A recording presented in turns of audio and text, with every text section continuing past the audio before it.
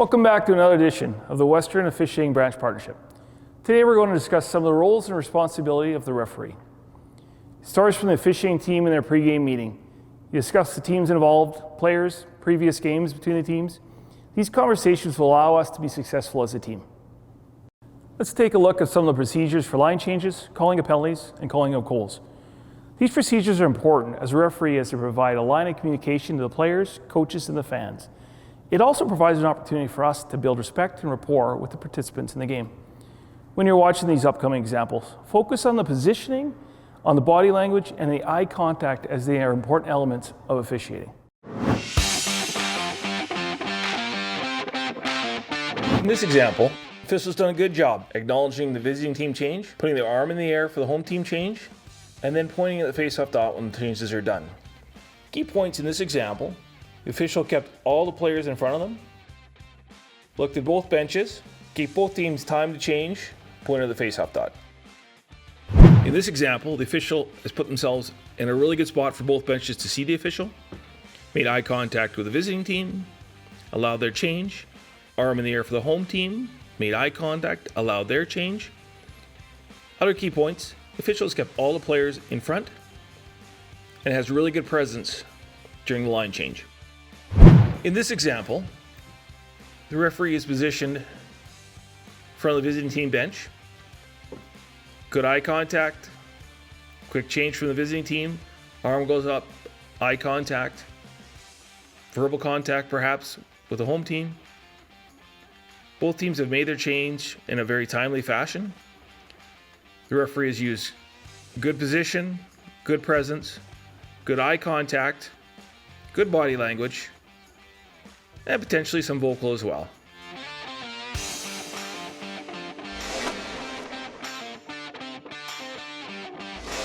In this example, we show the official calling a penalty at the penalty box.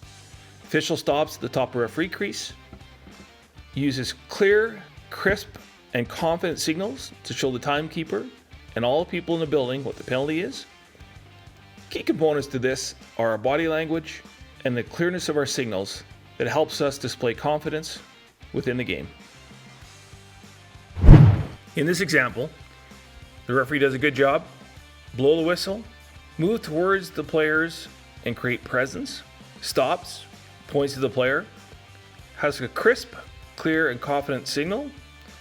The official then backs towards the penalty box, keeping the players in front of them. And at the penalty box, a clear, crisp, confident signal. Our key points here is the referee stops, makes a clear, confident signal, exits the zone backwards, keeping the players in front, and a clear and confident signal at the penalty box. In this example, the official does a good job to keep skating, to create space, to create a good angle to see the play of the net, blows a whistle, and points to the net when the puck goes in. In this example, the referee has used her skating to keep moving, to create angles, to see the play of the net, to recognize that the puck went in, and then the net came off. The official then blows her whistle and points to the net. In this example, after we've called the goal, we exit the zone, keeping all the players in front of us, and report to the timekeeper the goal. Key points for us on this one are as we've taken our time, we've used our patience, we've kept all the players in front of us, and then we've reported the goal. Some great videos that show how strong procedures can help display our confidence and gain trust from all those involved in the game or viewing the game. Some additional roles and responsibilities include awareness, judgment, and sight lines. These are aspects of the game that as you gain experience and progress through officiating, they begin to play a larger role in how successful we are as officials. Now we'll hear from a few of our partners within the game and view some additional coaching clips.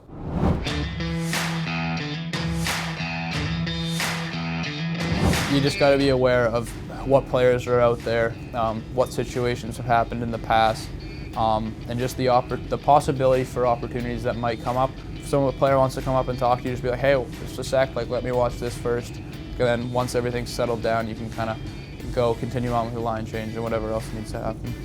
As much as there's a lot of importance on what's going on during the game, because that's when the goals are scored, a lot of the headaches can arise in between whistles. So if you take your eye off of a player for half a second, something can happen, and a lot of that will be in between whistles. And being able to communicate with the guys in between whistles will just help you once play is actually going on.